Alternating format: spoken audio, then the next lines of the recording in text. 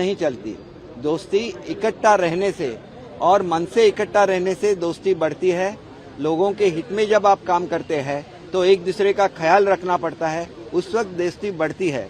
सिर्फ आप सत्ता में इकट्ठा रहते हैं, आप मंत्री पद पे आपके लोग रहते हैं और फिर भी अगर आप गवर्नमेंट को क्रिटिसाइज करते हैं तो उससे एक दूरी भी बढ़ जाती है दोनों पक्ष में। तो अगर इकट्ठा रहना है, और देखिए आज भी भारत में ऐसी स्थिति आई गई और स्पेशली महाराष्ट्र में लास्ट 20 साल से कोई भी पार्टी खुद अपने बल पे सत्ता में नहीं आ सकी। इसके लिए उनको गठबंधन करना ही पड़ता है।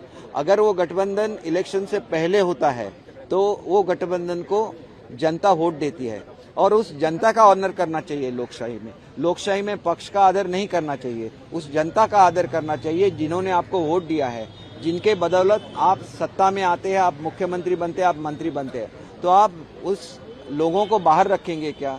महाराष्ट्र में भी जो जनमत का कौल था वो बीजेपी और शिवसेना के लिए था, शिवसेना और कांग्रेस और राष्ट्रवादी के लिए बिल्कुल नहीं था। उन लोगों ने राष्ट्रवादी को हराया था, उन लोगों ने कांग्रेस को हराया था। उसके बावजूद भी अगर कोई नेता, मैं पवार साहब का नाम नहीं लूंगा, सत्ता में आते हैं तो उन्होंने जनमत का अनादर किया है। इतना ही मुझे कहना है। शरद पवार जी ये भी कहा है कि ये शिवसेना, देखिए शरद पवार जी, शिंदे ने मदद किया है बीजेपी का। देखिए एक चीज ऐसे है कि शरद पवार जी एक बहुत ही महान नेता है।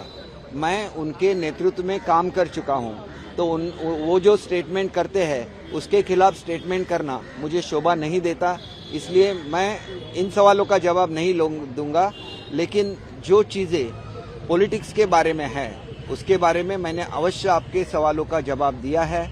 और मैं सोचता हूं कि आगे चल के भी इस महाराष्ट्र का राज्य हम करते हैं और बाला साहब के विचारों पे चलते हैं, तब भी पवार साहब जैसे एक नेता है, वरिष्ठ नेता है, जिन्होंने बहुत सारा काम महाराष्ट्र के लिए किया है, देश के लिए किया है, तो उनकी भी सलाह हम लेंगे और वो सलाह लेके हम महाराष्ट्र को विकसित करेंगे। सर, बिहार की पॉलिटिक्स में क्या कहेंगे? नीतीश कुमार ने अब आरजेडी के साथ गठबंधन कर लिया है। नीतीश का कहना है कि कहीं ना कहीं हमारी सरकार को कठपुतली की तरह माना गया था। देखिए ऐसा है कि जब उनको कठपुतली जैसे लगता है तो वो बाहर निकल जाते हैं और दूसरी पार्टी जब उनको कुछ ये करती है, मतलब ट्रबल करती है, तो उस वक्त वो वापस भी आ जाते हैं। और मोदी साहब ने एक ऐसा विशाल हृदय दिखाया है कि हर साल वो उनके साथ कॉम्प्रोमाइज भी करते हैं। तो ये टेम्पररी फेज है ऐसे मुझे लगता है, और आगे चल के वो अपने घर में वापस आएंगे, उनकी घर वापसी हो जाएगी।